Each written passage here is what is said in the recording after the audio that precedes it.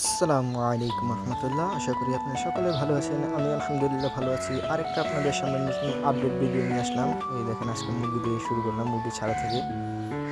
দেখেন ছাড়ার পর ভিডিও করতেছিলাম, হঠাৎ কেমন করে মুরগি দেখছেন,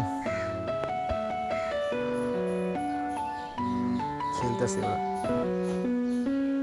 আর হয়তো আপনারা ভাবতেন ওদের পাও বাইতে ছাড়ছি কেন, কারণ আপনারা দেখছেন আগের মুরগিগুলো আমি হাত দিয়ে ধরলেও আমাকে ধরা দিত।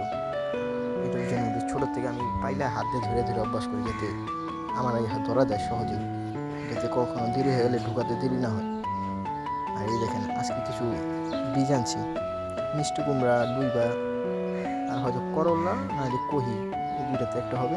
এই বীজগুলো বুনবো, মাটিগুলো আগে আলগা করে নেব,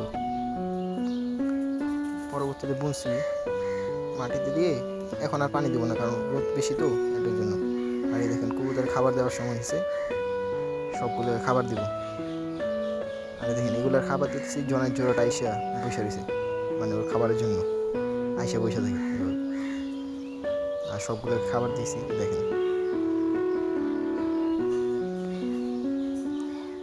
আর আলহামদুলিল্লাহ গিরিবাজের যে জোড়াটা সেটাও আবার ডিম দিছে। আর এই দেখেন জনের জোড়া খাবার দেওয়ার পর অনেকক্ষণ পর পানির জন্য উড়াউড়ি করতেছিল, পানি নিয়েছি, হাতে এসে পানি খেয়ে গেল। এখন আর মানে আগের মতো তো ভয় পায় না, কিন্তু মানে জনের মতো আবার আসে না ওই হিসেবে হাতে।